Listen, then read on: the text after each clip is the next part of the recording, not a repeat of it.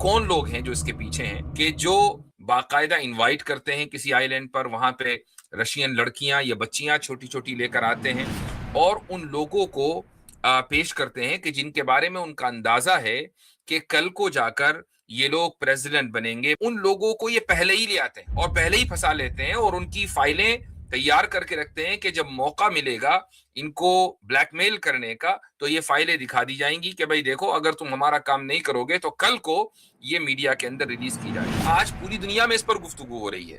آج ہزاروں ویڈیوز خود امریکہ میں بن رہی ہیں جس میں یہ ثابت کیا جا رہا ہے کہ ایپسٹین کے تعلقات کہاں کہاں تھے، کس ایجنسی کے تحت وہ کام کر رہا تھا، اور اس نے بڑے بڑے لوگوں کو اپنے آئی لینڈ پر بلایا، ان کے تعلق سے ان سے حرکتیں کروائیں، ان کی ویڈیوز بنائی، سب اپنے پاس رکھ لی.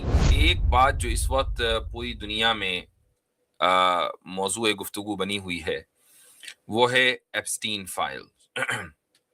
یہ ضروری نہیں ہے کہ دنیا میں جو موضوع رائج ہو اس کے اوپر ضروری گفتگو کی جائے، یہ کوئی ضروری نہیں ہے. لیکن اگر ہمارا موضوع مغربی تہذیب ہے، ویسٹرن سویلائزیشن ہے، تو یہ ان موضوعات کے اوپر گفتگو کرنا اس لیے ضروری ہو جاتا ہے کہ اس سویلائزیشن کے جو موورز اینڈ شیکرز ہیں وہ لوگ ہیں کہ جو اس وقت اسلامو فوبیا کو پروموٹ کرتے ہیں. اس وقت امریکہ میں ہی تقریباً $70 ملین سے زیادہ سوشل میڈیا پر جو انفلوئنسرز ہیں نان مسلمز، ان کے لیے ایلوکیٹ کیے گئے ہیں کہ وہ اسلام کے خلاف لوگوں کو بھڑکائیں اور نیریٹو جو تبدیل ہوا ہے گزشتہ 2 سالوں میں اس کو واپس اسلام کے خلاف لے کر آئیں. تو $70 ملین سے زیادہ آپ اندازہ لگائیں کہ اس کام کے لیے مختص کر دیے گئے. یہ جو سوشل میڈیا کریٹرز ہیں یہ اپنے چینلوں کے اوپر، اپنے جو ٹویٹر ہے جس کو آپ ایکس بولا جاتا ہے، یا ٹک ٹاک ہے جو اب چائنا کے انفلوئنس سے نکل کر امریکہ کے انفلوئنس میں آ گیا ہے، امریکن بزنس مین نے اس کو خرید لیا ہے. تو یہ سارے کے سارے جو پلیٹ فارمز ہیں اب اس وقت اسلامو فوبیا کا گڑھ بن چکے ہیں، اور یہاں پر وہ نیریٹو چلایا جا رہا ہے کہ اسلام ہی خدا نخواستہ سب سے زیادہ ایول کلٹ ہے، العیاذ باللہ. اور مقصد اس کا واضح ہے کہ ایسا کیوں کیا جا رہا ہے، کن کے اشاروں پر کیا جا رہا ہے، یہ دنیا سمجھتی ہے. تو اس میں جو سب سے زیادہ ایک اعتراض کیا جاتا ہے اور اس وقت مسلمانوں کے لیے جس لفظ کا استعمال کیا جا رہا ہے مغربی حلقوں میں، وہ ہے پیڈوفائلز کا. اور یہ ایک یقیناً ڈریگیٹوری ٹرم ہے، اور اس کا جو ہسٹوریکل کانٹیکسٹ ہے وہ سب کو پتا ہے، یہاں اس کی وضاحت کی ضرورت نہیں ہے.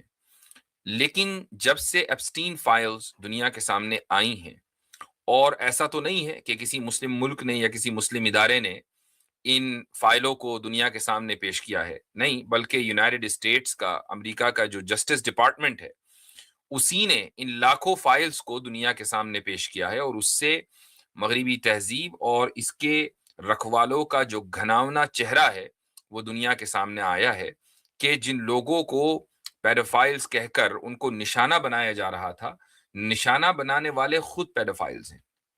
اور لیکن یہاں ایک بہت بڑی بات ذہن میں رکھنے کی ہے کہ وہ کون لوگ ہیں کہ جنہوں نے ان تمام انفلوئنسرز کو، جو پولیٹیکلی انفلوئنس رکھتے تھے، جو اپنے کلچر کے اعتبار سے انفلوئنس رکھتے تھے، یا بزنس میں انفلوئنس رکھتے تھے جیسے بل گیٹس ہے، ایلون مسک ہے، وغیرہ وغیرہ، تو ان سب کو کس نے اس ٹریپ میں پھنسایا؟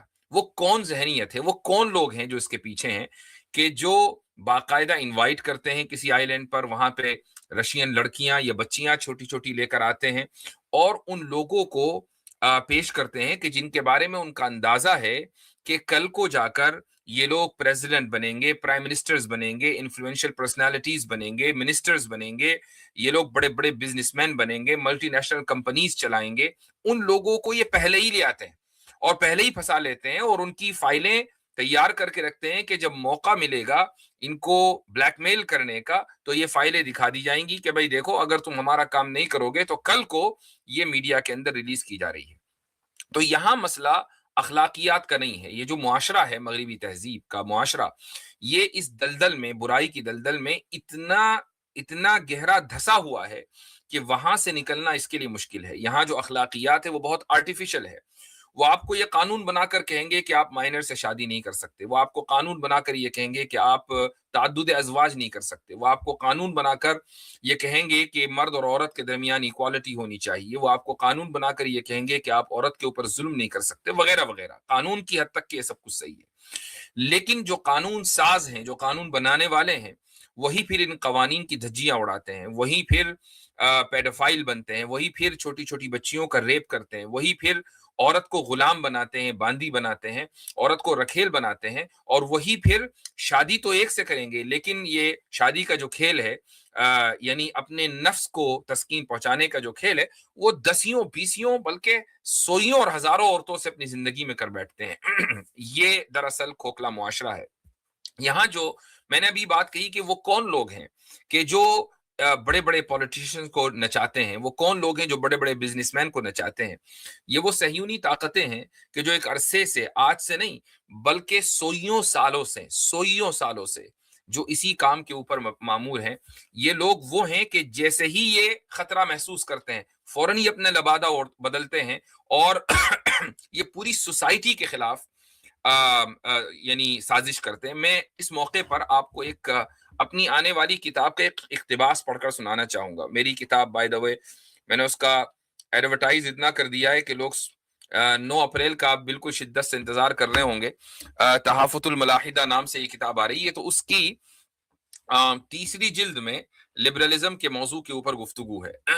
اس میں لبرلزم کی مختصر تاریخ جہاں میں نے لکھی ہے، تو اس میں ایک موومنٹ ہے، مرانو موومنٹ. اس کے بارے میں آپ میں سے بہت سے لوگ شاید اس موومنٹ کے بارے میں نہ جانتے ہوں، لیکن اس کتاب کا میں اقتباس آپ کے سامنے پڑھ کر سنانا چاہوں گا. Stop wasting money on AI video generators because I just found the best open source AI video generator and it's 100% free. With this tool, you can turn any مرانو کا نام شاید بہت سے لوگوں نے پہلی بار پڑھا ہو. قرون وسطی میں یعنی مڈل ایجز میں پورے یورپ میں عیسائیوں کی حکومت تھی، لیکن اسپین ہی واحد ایسا علاقہ تھا جو مسلمانوں کے زیر نگین تھا. یورپ کے مختلف علاقوں میں جہاں جہاں یہودی آباد تھے ان پر بہت ظلم کیا جاتا تھا. اس ظلم کی وجہ یہ تھی کہ کیتھولک عیسائی یہ مانتے تھے کہ ان یہودیوں نے ہی حضرت عیسیٰ علیہ السلام کو سولی پر چڑھایا ہے، اور چونکہ یہودی ان کے سولی پر چڑھائے جانے کو صحیح سمجھتے ہیں، لہٰذا یہ بھی جرم میں برابر کے شریک ہیں. اس وجہ سے انہوں نے اسلامی حکومت میں آ کر، یعنی یہودیوں نے اسلامی حکومت میں آ کر رہنے کو ترجیح دی. یہی وجہ ہے کہ اسپین میں ایک بڑی اقلیت یہودیوں کی تھی جو عزت کے ساتھ وہاں رہتی تھی. وہ مسلمان جو اسپین میں آباد تھے ان کا تعلق المغرب الاقصی سے تھا. المغرب الاقصی کا ایک حصہ آج موراکو ہے. المغرب الاقصی کے تحت لیبیا، الجزائر، موریتانیہ وغیرہ ممالک آتے ہیں.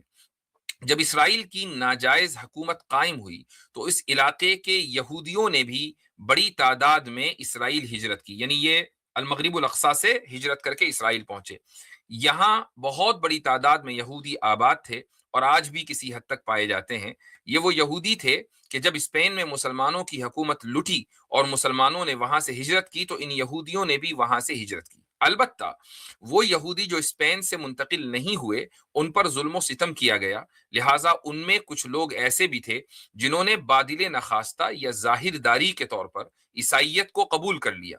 تلمودی شریعت پر چلنے والوں کی فطرت میں ہمیشہ سازش کا عنصر غالب رہا ہے، لہٰذا ان یہودیوں نے سازش کے طور پر ہی عیسائیت کو اختیار کیا.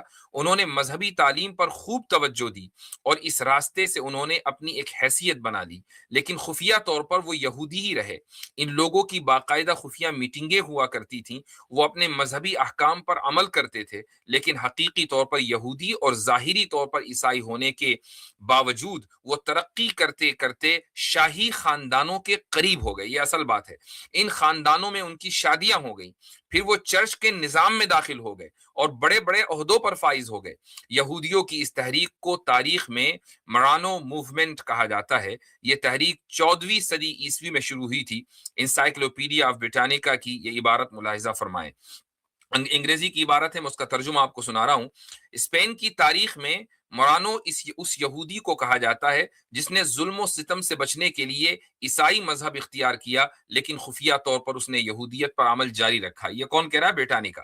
14ویں صدی کے آخر میں اسپین کے یہودیوں کو متعصب عیسائیوں کے گروہ کے ہاتھوں ختم ہو جانے کا خطرہ تھا۔ ہزاروں یہودیوں نے موت کو قبول کیا مگر اپنے مذہب کو نہیں چھوڑا، لیکن دسیوں ہزار یہودیوں نے بظاہر عیسائیت کو قبول کرنے میں ہی عافیت سمجھی۔ پھر یہ مرانو مالدار ہونے لگے اور یوں ان کو ریاست میں، شاہی دربار میں اور چرچ کے نظام میں اعلیٰ عہدے ملنے لگے۔